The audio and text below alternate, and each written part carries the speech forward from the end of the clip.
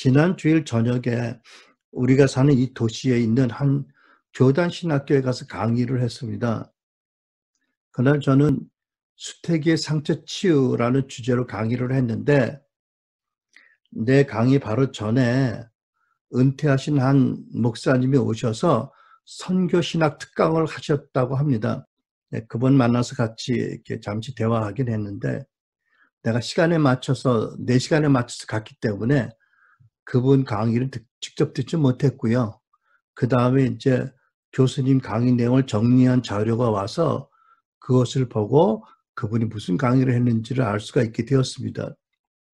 그분은 한국서 제일 좋다고 자부하는 신대원 출신이고요. 장로교 목사님으로 30년 이상 목회를 하셨고요. 그 다음에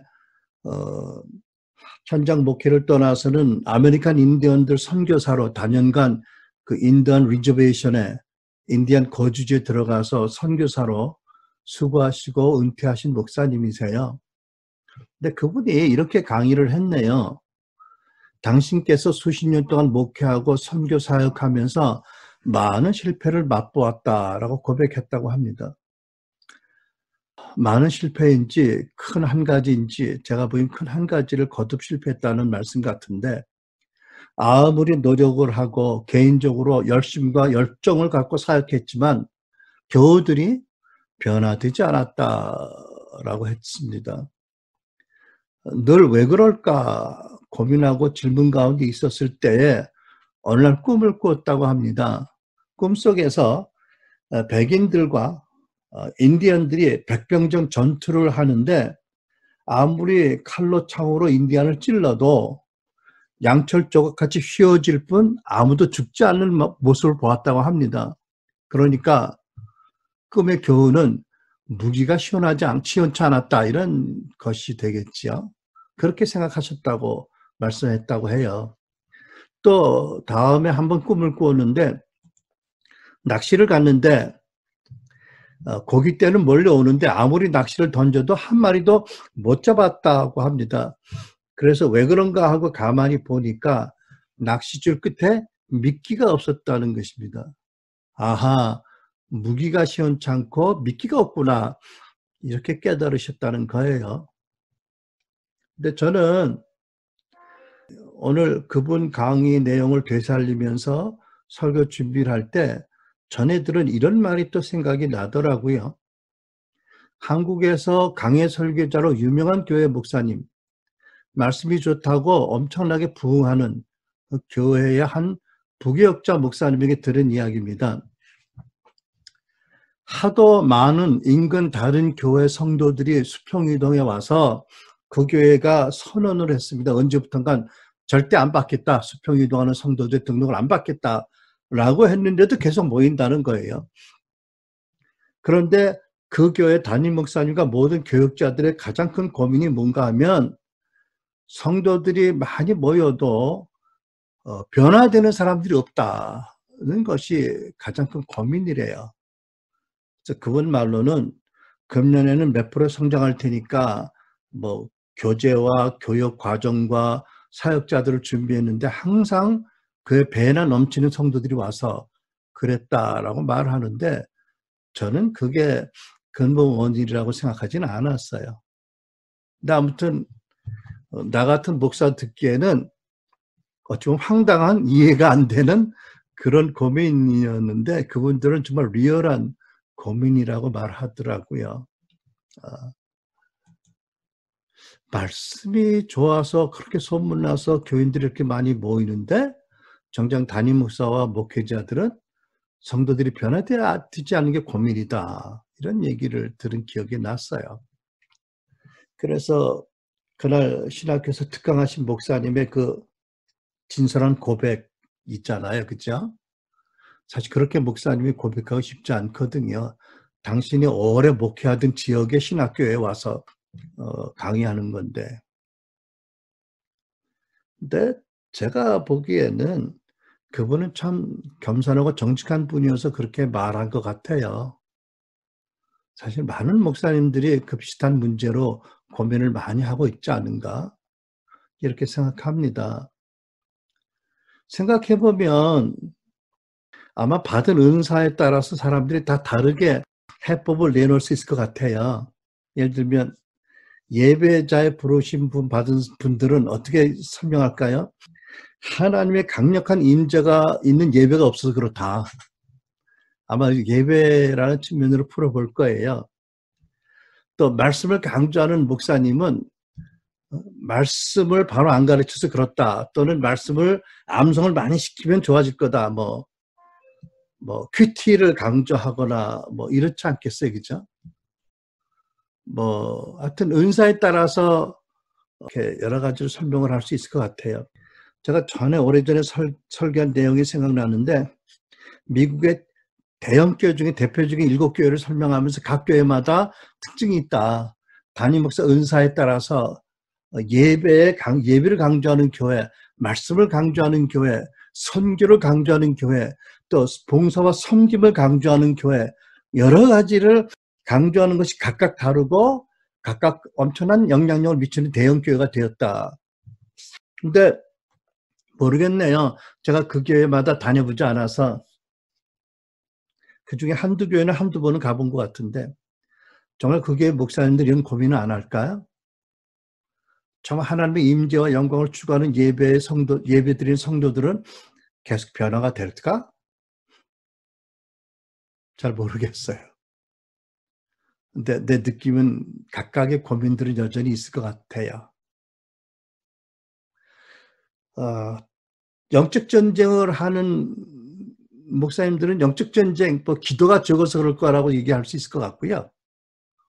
또 축사 사역자들은 축사를 안 해서 그렇다고 얘기할 수 있을 것 같아요. 근데 제가 보기에는 각 개인이나 어떤 공동체 어떤 시즌에 따라서는 그런 처방이 가능할 거라고 생각을 해요. 그게 다 성경에 있는 사역이니까, 그죠? 그런데 근본적인 어떤 이유가 없을까? 특히 내가 보는 미국이나 한국 교회에서 저는 이런 생각을 해봤던 거예요. 그래서 이 주제, 거듭나고 은혜를 받고 하나님을 사랑하는데도 불구하고 성도들이 어느 시점 이상으로 변화가 안 된다라는 이 고민, 이 문제에 대해서 내가 평소 가지고 있는 생각을 몇 가지로 나눠서 여러분에게 나누려고 합니다.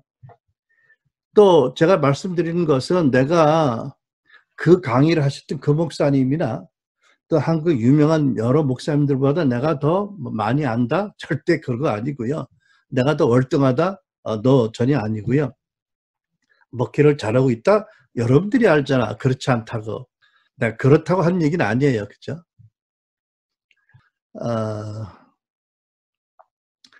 교인들이 많이 모이는 교회 담임 목사님들이나 교육자들을 보면 분명히 그렇지 않은 교회 목사님들보다 장점들이 더 있는 것 같아요. 분명히 탁월한 점들이 있으세요.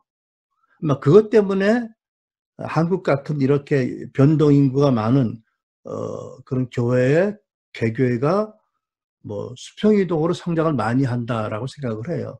뭔가 탁월한 리더십에 장점이 있으세요. 성품이 좋거나 강의 설교를 잘 하시거나 기도를 많이 하시거나 선교에 대단한 열정으로 성도들을 선교에 동원을 잘 하시거나 하여튼 뭔가가 탁월한 점이 있어서 성도들이 많이 보이거든요. 그리고 나 자신만 해도 이제 근 40년 가까이 목회를 해오면서도 아니 한 직장을 하나의 일을 10년을 하면 달인이 된다고 그러는데 나는 내 달인이 돼야 될 사람인데 그렇게 목회가 쉽지 않네요. 진짜 부족한 사람이라고 느껴져요. 이 정도 하면 엄청난 권위와 경험과 이런 게 있어서 정말 목회가 남들이 보기에 성공적이다라고 해야 되지 않나? 아무튼 그래서 그런 그 차이를 넘어선 어떤 좀 핵심적이고 어떤 장벽이 있다면 교회 성도들이 변화되지 못한 보이지 않는 어떤 장벽이 있다면 그 어떤 장벽이 있는지 생각해 보면 나는 3가지로 그 이유를 생각해 왔고 오늘 여러분에게 나누려고 합니다. 첫째는 많은 교회들이 거의 대부분, 다가 아니면 거의 대부분의 교회들이 성도들에게 온전한 복음을, 예수 그리스도의 복음을 가르치지 않고 복음을 부분적으로만 가르치고 있다는 점입니다. 무슨 이야기냐 하면 교회가 예수 믿고 죄사함 받고 영생을 받고 성령 받고 하나님의 아들, 딸이 되고 죽으면 천국 간다는 소위 중생의 복음 또는 하나님과 관계가 회복된 화해의 복음을 열심히 바르게 가르쳤어요. 그런데 그 복음을 믿고 거듭난 성도들이 가야 할 복음의 또 다른 한면, 성화의 복음을 가르치지 않았기 때문이다. 그러니까 말하자면 성도들이 예수 그리스도 안에서 이제 거듭나서 성장과 변화를 시작해야 되는데 나아갈 길을 제시하지 않았다. 그러니까 우왕좌왕할 수밖에 없다. 어떻게 보면 구원의 다리가 중간에 끊어진 거 아닌가, 심하게 말하면 그런 문제가 있다고 나는 생각을 해요.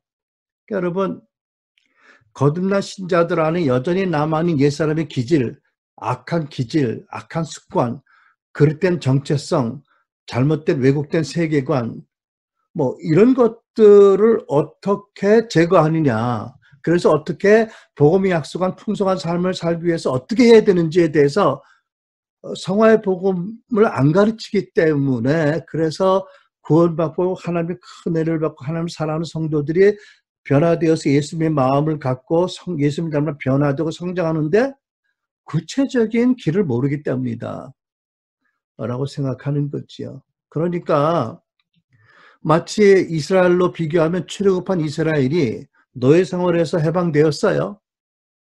광야에 들어왔거든요. 근데 가나안에 못 들어가고 계속 광야에서 빙빙 돕니다. 자기들은 날마다 텐트를 걷고 전진해서 변화가 있고 성장이 있다고 생각하지만 마치 하늘에서 인공위성이 있어서 그것을 찍었다면 아마 내가 보기에는 빙 돌아서 언젠가 또 다시 원점으로 돌아가고 또 빙 돌아서 원점으로 돌아가는 것 같지 않은가라는 거예요. 물론 그동안에도 만나와 메추라기, 그 다음에 불기둥, 구름기둥 경험이 있고 체험이 있고 뭐 생수가 터지는 응답도 있고 경험이 많이 있고 하는데도 불구하고, 하나의 임재가 있는데도 불구하고 결국은 약속의 땅에 못 들어가고 빙빙 도는 거 아닌가? 그게 예수 그리스도에 관한 말씀을 가르치는 교회가 화해의 복음, 중생의 복음을 열심히 가르치는데 성화의 복음과 어떻게 구체적으로 옛사람을 벗어버리고 새 사람이 있는지에 대한 구체적인 성화의 복음의 바른 교훈이 없고 사역이 풀어지지 않기 때문이다. 이제 그런 것들을 가장 큰 문제로 제가 보는 것입니다. 물론 그렇지 않은 성도들도 있겠지요. 그러나 전체적으로 보면 그렇다는 거지요. 그래서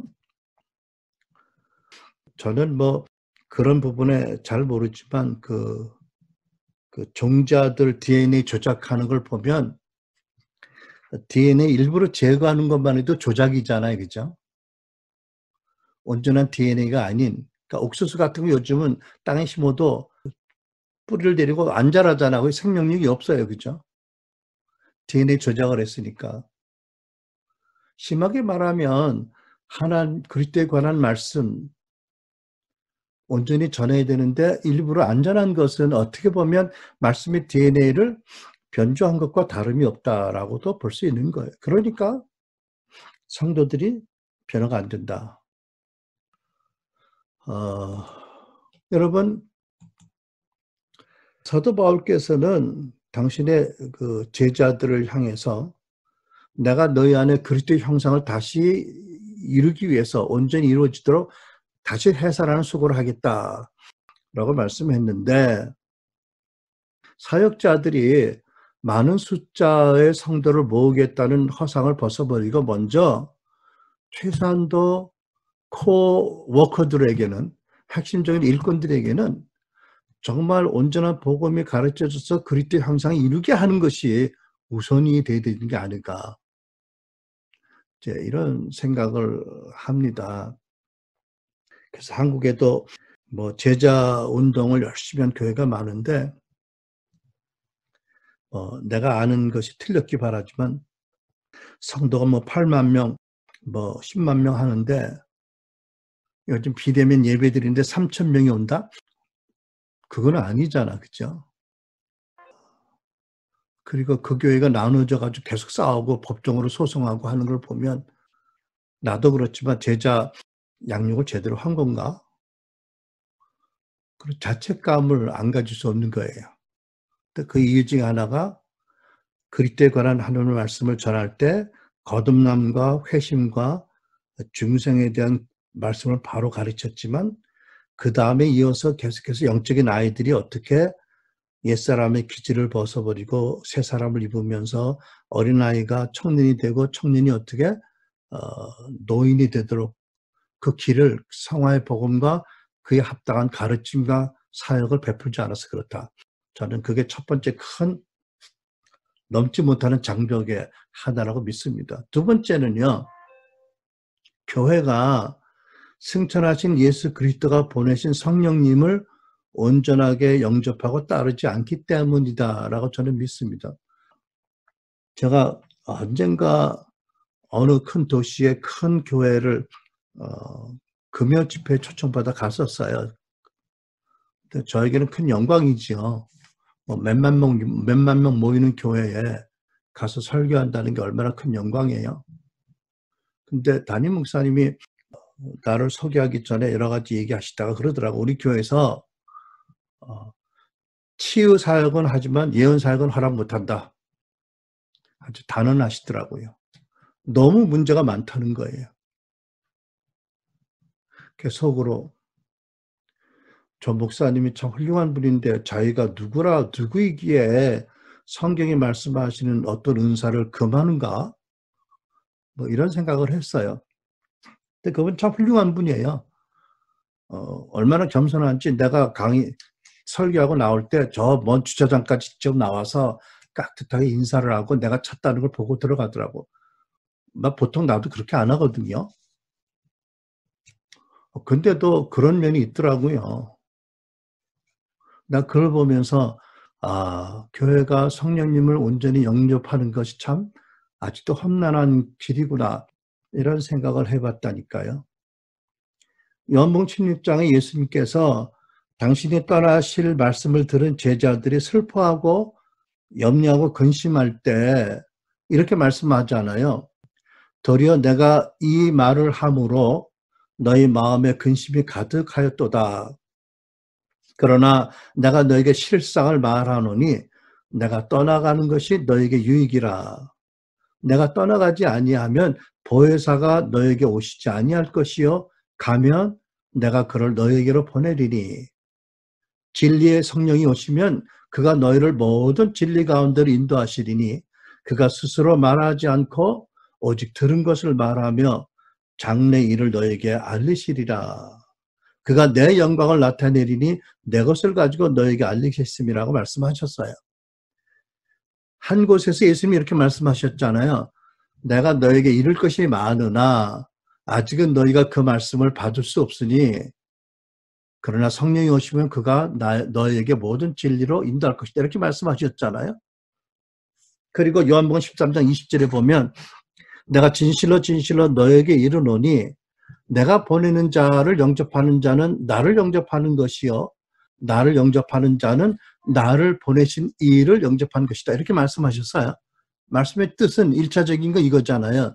너희들이 내 이름으로 나가서 복음을 전하는데 너희를 영접하는 자는 나 예수를 영접하는 것이고 사실은 하나님 아버지를 영접하는 것이다. 이런 뜻이잖아요. 그럼 이것을 이제 성령님에 대해서 적용하면 내가 보내는 성령을 영접하는 자는 나를 영접하는 것이고 나를 영접하는 자는 아버지 하나님을 영접하는 것이다. 이렇게 말씀하시는 거 아닐까요? 그죠? 근데 여러분 교회들이 얼마나 성령을 영접해요? 예를 들면 대표적으로 성령의 열매가 있고 은사가 있고 또 뭐 기름 부으심이 있고 성령이 세우시는 직임이 있고 뭐 여러 가지가 있잖아요. 그죠? 근데 어떤 교회는 열매는 받아들인 것 같아요. 근데 그런 교회에서도 그런 열매가 있는지 잘 모르겠어요. 하여튼 열매는 받아들이고 많이 강조해요. 근데 한국의 많은 교회들이 소위 그 은사 종식론이라는 세대주의 신학, 잘못된 부분을 받아들여서 더 이상 하나님께서 능력의 은사를 주시지 않는다고 믿고 은사를 거부해요. 그 성령의 은사를 거부한다는 것은 성령님 자체를 거부하는 것과 부분적으로 거부하는 것 마찬가지잖아요. 그렇죠? 온전히 영접하는 게 아니니까. 물론 아까도 예시를 든 것처럼 많은 목사님들이, 훌륭한 목사님이 그렇게 하는 데는 마땅한 이유가 있어요. 전에 상당히 많은 그 상처, 교인들 간의 상처, 좋지 못한 목회적인 경험의 이유가 많이 있었던 거, 일들이. 은사로 자기 자신을 나타내는 교만한 사람들이 있고, 또 여러 가지로 남들에게 나쁜 영향을 미치고 잘못 성도들 오대하는 경우들이 많아서, 그래서 교회를 혼란시키고 믿음이 어린 성도들을 어렵게 하기 때문에 그만 것이라고 저는 믿어요. 그러나 혹 잘못된 일이 있다 하더라도 말씀을 따라서 그 잘못된 것을 인내하며 고치는 것이 옳은 거 아닌가요? 마치 서양 속담처럼 더러워진 목욕물 버리면서 목욕시킨 애기도 버리는 이런 일을 해서는 안 되는 거잖아요. 그죠? 한 번은 제가 주수반숙회 목회할 때 부산의 큰 대형교회 어떤 젊은 목사님이 찾아와서 질문을 하더라고요. 목사님은 성령의 은사를 교회에서 푸신다고 아는데 어떻게 푸느냐는 거예요. 어떻게 푼다는 것은 how가 아니라 why, 왜 푸느냐는 거예요. 어려움이 없느냐, 문제가 안 되느냐고 그렇게 묻더라고요. 그분도 오죽 답답했으면 나한테 찾아와서 그 물을까요? 조그마한 교회를 하는 나에게. 근데 그랬습니다. 물론 문제가 많이 있을 수 있습니다. 고린도 교회도 문제가 많이 있었고요. 하지만 문제가 있다고 은사를 금하는 것은 더 큰 죄를 짓는 거 아닐까요? 문제가 있지만 그래도 우리가 중심으로 가지고 하나님을 따라가면 하나님이 도와주시고 책임져 주시고 믿고 합니다. 그리고 지금까지 경험을 보면 은사 체험한 성도들이 오히려 더 잘 복종하고 권위에 순종합니다. 물론 은사 때문에 교만해지는 성도들 있지만 생각해 보십시오. 아니 얼굴이 이쁘다고 교만한 여자들이 얼마나 많고 남자들이 얼마나 많습니까? 좀 남들보다 공부 좀 많이 했다고 교만한 이들 얼마나 많습니까? 교회에서도 뭐 이 코스 했네 저 코스 했네 뭐 이거 했네 해가지고 성경 공부 많이 했다고 교만한 사람들이 있는데 내가 보기에 사람들은 다 너나 할 것 없이 교만이 안에 있습니다. 그게 어떤 빌미로 나오느냐가 그렇게 큰 문제는 아니지요. 은사로 나오든 뭐 교회를 봉사를 열심히 해서 교만하든 뭐 돈이 많아서 교만하든 일단 교인들이 교만이 드러나면 하나님이 그 문제를 선하게 다스릴 거니까 나는 그렇게 어렵게 생각하지 않습니다. 그렇게 답변을 했어요. 근데 그분에게 얼마나 도움이 되는지 모르겠어요. 그러니까 여러분 이거 사실 많은 목사님들이 가지고 있는 문제예요. 아실 거예요. 우리가 열매를 강조하지만 열매도 충분하지 않다. 왜? 성령을 온전히 환영하지 않으니까. 열매인들 충분하겠어요? 풍성하겠어요? 그런데 하자니까 문제는 많고 어디 가서 문제가 생기면 가서 도움받을 데도 없고 각자의 경험과 지식은 제한적이고 또 교회에서는 그런 걸 싫어하는 어떤 지성주의적인 또 보수적인 성도들도 있고 하다 보니까 원만하게 하려고 하다 보니까 성령을 제한하는 게 아닌가 이런 생각을 합니다. 사실 성령을 환영하면 일상적인 질서가 깨어지거나 틀을 바꾸시거나 이런 일들을 많이 하신다고 믿어요. 그것은 변화를 거부하는 성도들에게는 사실 어려운 일이긴 해요. 또 사실 성령님이 오시면 우리를 격려하시고 안아주시고 아버지 사랑을 부어주시지만 그러면서 우리 죄를 드러내게 하시고 상처를 드러내고 치유받게 하시잖아요. 근데 언젠가는 그게 싫을 때가 있는 거예요. 어, 그러니까 우리 교회가 성령님을 온전히 영접해야 되는데 예수님이 그러셨던 것처럼 예수님이 온전히 성령과 그 능력으로 사역하신 것처럼 그래야 되는데 다 나름대로 한도를 정해놓고 그 범위 내에서만 성령을 환영하고 범위 내에서 성령을 거부하고 있다. 그렇게 생각을 합니다. 여러분, 그러니까 개인의 어떤 치유와 회개, 또 교회 공동체 리더십을 행사하는 여러 영역에서 성령님이 마땅히 오셔서 자리를 차지하실 그 왕자와 공간이 아직도 많이 사람들이 차지하고 있다. 여러분과 내가 차지하고 있다. 그래서 성도들이 더 성숙하고 변화되지 못하는 어떤 걸림에 걸려 있다라고 저는 생각을 해요. 이제 그러면서도 우리도 이제 한계가 있지만 성령님을 환영하고 또 성령의 은사와 열매 또 기름 부음, 직임 다 우리가 받아들이려고 노력하는데 중요한 게 또 하나 있긴 해요. 사도 바울의 에베소서에 보면 지혜와 계시형을 강조하셨잖아요. 먼저 지혜, 그 다음에 계시입니다. 그 깊은 뜻이 있어요. 그래서 우리가 성령님을 환영하고 은사를 환영하고 나아갈 때 지혜라고 표현한 하나님의 말씀 안에서 성령의 계시와 은사들이 잘 지도돼야 되고 분별돼야 되고 또 지켜져야 된다라고 저는 믿습니다. 그렇지 않으면 골로새 2장 19절의 경고에서 이탈하게 됩니다. 골로새 2장 16절로 17절에 이런 말씀이 있어요. 그러므로 여러분은 먹고 마시는 일이나 절기나 초생달 축제나 안식일과 관련된 문제로 아무도 여러분을 판단하지 못하게 하십시오. 저는 16절을 통해서 절기에 관해서 남들이 나를 판단하지 못하게 하고 싶어요. 내가 이스라엘 절기를 안 지킨다? 뭐 지킬 이유가 없다고 생각하니까. 그래서 절기에 관련되어서 안식일에 관련돼서 그런 것처럼 아무도 여러분을 판단하지 못하게 하십시오. 이런 것들 절기나 축제나 안식일은 앞으로 올 것들의 그림자일 뿐이요 그 실체는 그리스도께 속해 있습니다. 그렇잖아요, 그죠?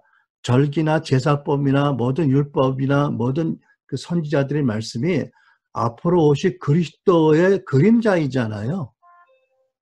그 실체는 이미 육신이 돼서 오셨고 이제 성령께서 그 말씀을 기록해서 우리에게 주셨고 그분이 보내신 성령이 우리와 함께 계시잖아요. 그렇죠? 그러니까 그 실체는 그리스도께 속해 있는 것이고 우리는 그 그리스도를 모시고 있는 교회의 지체들이고 성도들이잖아. 그리고 이렇게 18절에 이어서 기록합니다. 아무도 거짓된 겸손과 천사 숭배를 주장해서 여러분의 상을 빼앗지 못하도록 하시오. 그런 사람은 자기가 본 것에 집착해서 육신의 생각으로 헛되게 교만해져서 머리를 굳게 붙들지 않습니다. 온 몸이 머리이신 그리스도로부터 마디와 심줄을 통해 영양을 공급받고 서로 결합돼 하나님께서 자라게 하시는 대로 자라납니다. 자, 교인들의 변화와 성장은 온 지체들이 머리 왕이신 그리스도와 연결되어서 그 마디들과 심줄을 통해서 영향을 받고 결합되어서 자라난다는 거잖아요. 그러니까 여기서 보면 어떤 사람들은 자기가 마음에 본 것들에 집착을 하는 사람이 있고 그것들을 육신의 생각으로 헛되게 해석하고 교만해진 사람들이 있다고 경고를 하세요. 이것도 우리가 상당히 주의해야 될 경고의 말씀이라고 생각을 해요. 하나님 성령께서 우리 한 사람 한 사람 아시고 그때그때 레마를 주시고 깨닫게 하시고 뭐 환상도 주시고 말씀 주세요. 그런데 그렇다고 해서 지나치게 헛되게 교만해져서는 안 되는 거거든요. 그 예언도 믿음의 분수에 합당하게 예언하라는 말씀이 있듯이, 그죠? 그러니까 내가 그것을 제한하는 건 아니에요. 성령께서 우리 각 개인을 권면하고 안위하고 위로하시고 이끌고 하나님 사랑을 부으시고 우리를 성장케 하실 때 여러 가지를 경험하게 하시는데 너무나 감사한 일이고 사모한 일이지만 그렇다고 해서 잘못된 것에 집착을 해서 교만해지면 안 된다.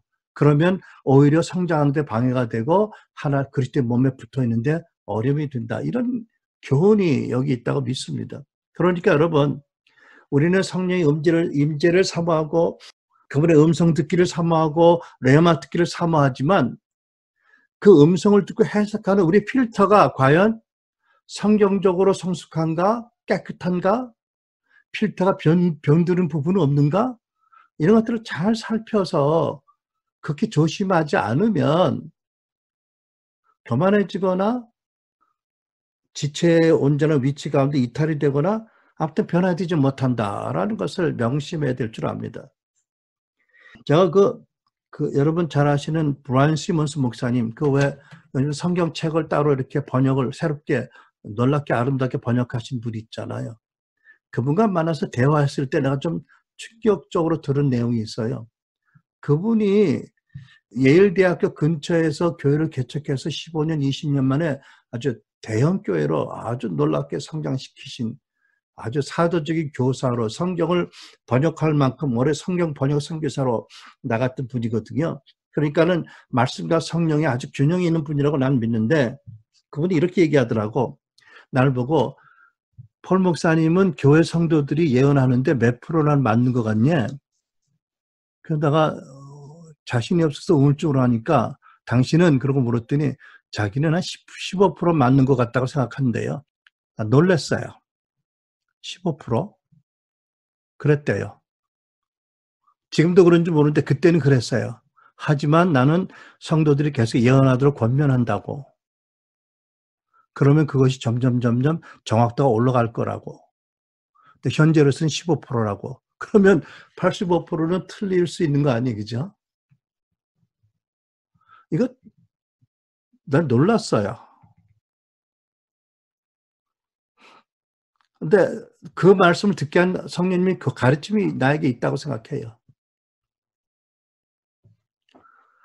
나는 필요하고는 교수한테도 강의 중에 그런 비슷한 말씀을 들었고 샌퍼드 목사님에게도 직접 들었어요. 샌퍼드 목사님 그러더라 한 번은 씩 웃으면서 너는 네가 받은 예언의 몇 프로가 맞는다고 생각하냐고. 필요하고는 교수님도 그러더라고. 자기가 아는 유명한 선지자들의 예언을 다 기록해놓고 나름대로 추적을 해봤는데 그렇게 많이 안 맞더라고. 그렇지만 샌프드 목사님도 예언적인 사역을 하시고 피로아우노 교수도 사도와 선지자를 강조하는 분이잖아요. 네, 우리들에게 약함이 있지만 그렇다고 해서 제한해서는 안 된다라는 밸런스 있는 태도가 참 중요하다. 우리가 아직 치유와 하나님을 아는 성품을 아는 지식과 경험적인 말씀의 지식이 부족해서 하나님의 음성을 듣고 해석하는 필터의 과정에 실수도 있을 수 있고 부족할 수 있지만 그럼에도 불구하고 겸손하게 드럽게 떨림으로 성령님을 잘 따라가려고 노력을 하면 하나님의 은혜가 임해서 우리가 계속 성장하게 될 것이다. 이런 믿음의 태도를 순환교회가 꼭 견지해야 된다라고 저는 생각을 해요. 그래야 이 문제가 극복이 될 거라고 저는 믿습니다. 마지막으로 그 성도들이 변화되지 않은 큰 문제 세 번째는 이것입니다. 지금까지 교회가 성도들의 마음에 관한 하나님의 말씀에 별로 유의하지 않았다. 성도들의 마음에 믿지 않는 악한 마음이 있다는 말씀이든지 마음에 강한 원수의 요소가 있다는 말씀이든지 마음에 쓴뿌리가 있다든지 이런 여러 가지 또 죄를 경계하고 회개를 촉구하시고 옛사람을 벗어버리고 나는 날마다 죽는다는 등 여러 가지 이런 말씀에 유의하지 않고 계속 말씀을 강조하기 때문에 한계가 있었다라고 저는 생각합니다. 예수님께서도 산상수훈 마태복음 5장 8절에서 마음이 청결한 자가 복이 있나니 그들은 하나님을 볼 것이며 라고 말씀했잖아요. 그죠? 얼마나 마음이 중요하냐를 강조하셨어요. 사도 바울은 고린도후서 3장 18절로 우리가 다 벗은 얼굴로 그러니까 마음의 노후를 벗어버리고 마음에 쓴 수고를 벗어버리고 다 벗은 얼굴로 주의 영광을 바라보는 가운데 그와 같은 형상으로 변화해 영광에서 영광에 이르게 됩니다. 이 일은 주의 영으로 말미암습니다. 이렇게 말씀하잖아요. 그죠? 아직도 유대인들의 마음에 그리스도의 영광을 가리는 그 수건이 있다라고 말씀하시는 맥락과 같은 말씀이에요. 그러니까 마음이 청결한 자가 예배하고 말씀을 묵상하고 기도하며 하나님을 바라볼 때 계속해서 영광에서 영광으로 성장하고 변화된다는 말씀이잖아요. 그렇죠? 여러분, 예수님이 씨 뿌리는 농부에 비유해서 말씀하신 것이 그거잖아요. 너희들이 아무리 좋은 복음의 씨앗을 뿌려도 그 말씀을 듣는 사람의 밭이, 마음밭이 옥토가 아니면 30배, 60배, 90배 열매 맺지 못한다. 100배. 그죠? 근데 마음은 기경하지 않고 아무리 좋은 복음을 뿌려도, 씨를 뿌려도 그것도 성화의 복음을, 제한 복음을 뿌리면 어떻게 30, 60배, 100배 열매를 맺겠느냐. 저는 그렇게 생각을 합니다.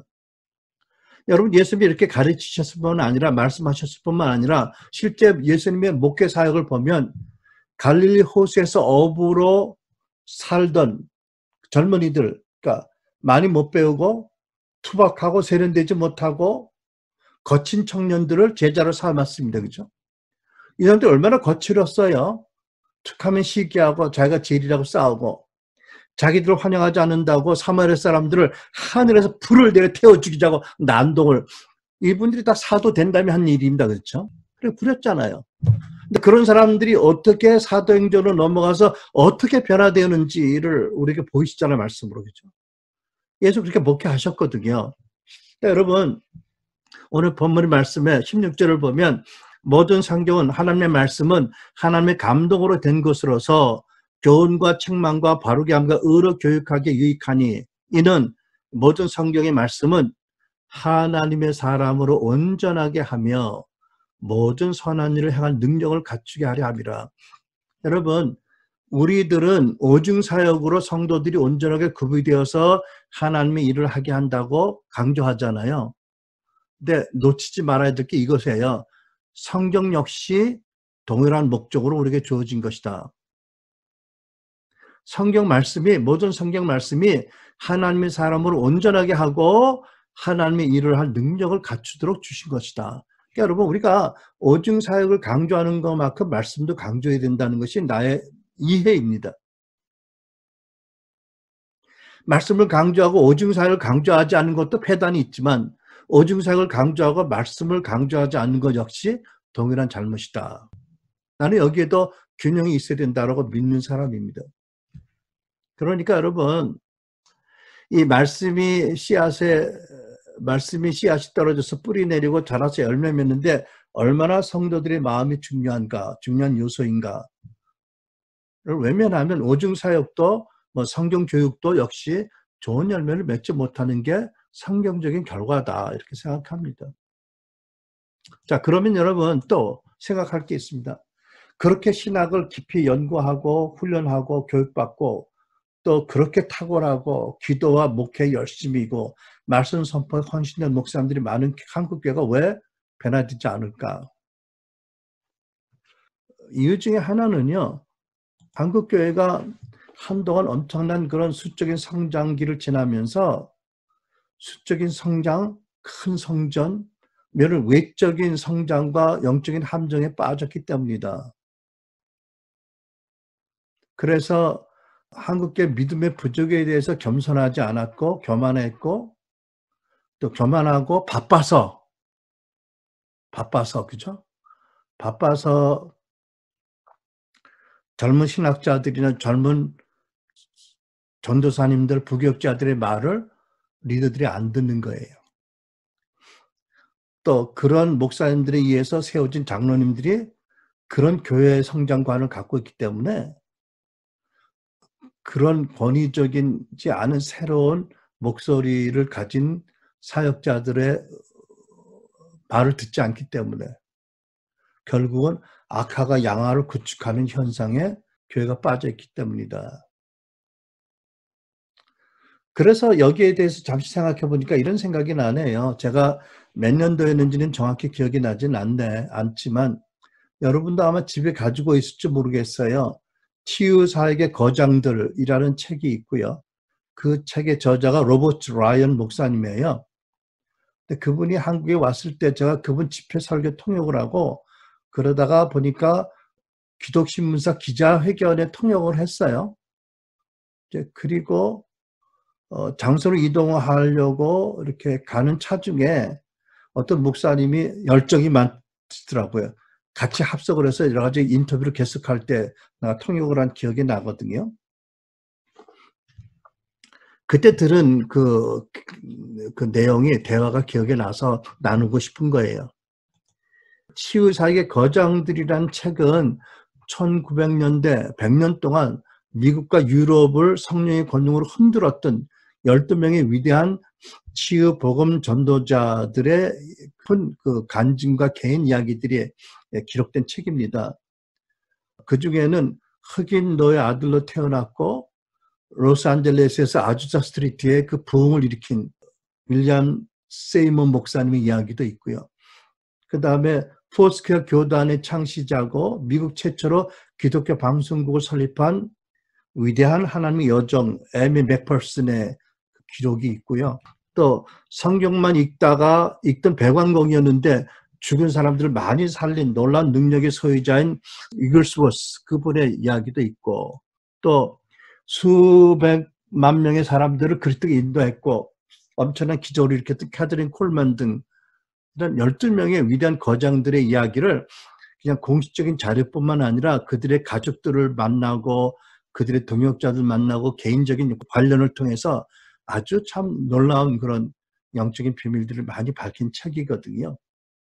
근데 이제 로버트 목사님이 그래서 20년대 초까지 그분 나이 40대 중반에 이미 미국 오순절 교단에서 라이징 스타 떠오르는 별 같은 그런 존재로 아주 각광받던 그런 유명한 사역자입니다. 그리고 오럴 로버츠라든지 베닝 같은 사역자들하고 아주 친하게 개인적인 교제 관계를 가지고 가족같이 지내던 사람이고요. 워낙 집회 초청이 많아서 자가용 비행기를 가지고 타고 다니면서 사역했던 분, 젊은 나이 40대 중반에. 그 미국 오렌지 카운티 얼바인 인근의 교회를 설립했고 담임하고 또 신학교를 설립해서 많은 그런 후배 선지 학생들을 양육한 그런 분입니다. 근데 2001년도 초반에 자기 교회 부사역자들 가운데서 동성애자들이 있다는 사실이 드러났어요. 그래가지고 문제가 되어서 그들을 상담하고 그 문제를 수습하는 가운데 어찌됐든지 자기가 동성애 영의 공격을 받아서 동성애를 하게 됐어요. 이것이 발각이 되고 모든 것이 풍지박산 나버리고 다 잃어버리고 완전히 매장됐던 사람이에요. 근데 왜 이 사람이 그렇게 자명한 문제를 다루다가 그렇게 분명한 공격을 받고 넘어졌을까? 영적 공격이죠. 동성애 영에. 제가 이해하기로는 너무 오랫동안 사역에 너무 바빠서 지쳐서 그래서 내적인 영역이 소모되었고 속이 많이 상했기 때문에 넘어졌다. 그렇게 이해를 합니다. 이제 그러다가 회복되고 한참 이제 미국 오순절 교단에서 회복도 인정받고 인정을 다시 받아가던 어느 때 2010년도쯤 될 거라고 생각하는데 이제 한국에 왔던 거예요. 그래서 그 신문 기자가 차를 타고 쫓아오면서 이렇게 묻더라고요. 목사님, 오늘 아침에 조인규 목사님 찾아가서 인사드리고 왔다고 했는데 목사님이 조인규 목사님 비롯해서 한국의 많은 목사님들 잘 아시지 않냐고. 그렇다면 목사님께서 한국 목사님에게 한마디 꼭 드릴 말씀이 있다면 무슨 말씀을 하겠냐고 묻더라고요.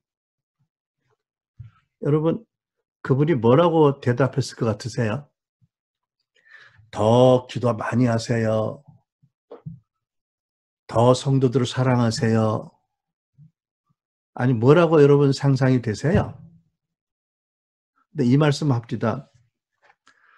제가 알기에 한국 목사님들이 너무 일을 많이 바쁘게 하십니다. 그러지 마시라고 말씀드리고 싶습니다. 그러더라고요. 그랬더니 그 기자가 하는 말이 그 맞는 말씀이래요. 내가 아는데 웬만큼 큰 교회 당회장 목사님 출근하면 비서들이 그 목사님 책상에 딱 갖다 놓는 게 하루 일정표래요. 거기 보면 10분 단위, 15분 단위로 이렇게 일정이 짜 있대요. 워낙 교인들도 많고 워낙 하는 일이 많으셔서 그냥 그렇게 분주하게 일정을 따라 사셔야 된대요. 근데 생각해 보세요. 그렇게 분주하게 사역을 따라 살다 보면 언제 하나님과 깊은 교제하고 언제 주의 음성을 듣겠어요? 물론 기도는 열심히 하실 거예요. 교회를 위해서, 사역을 위해서. 하지만 본인을 위해서 언제 의미 있는 시간을 갖겠어요? 그러다 보면 어떻게 돼요? 점점 하나님 관계가 형식적이 되어가고 주변에서는 은혜 받았다는 사람들, 칭찬하는 사람들이 모여서 계속해서 그 사람을 계속 띄울 거고 그러고 바쁘게 사는 거지요. 그러다가 때가 돼서 은퇴하면 어떨까요? 제가 보기에는 엄청 고민들 많이 하실 거예요. 네, 기도하겠습니다.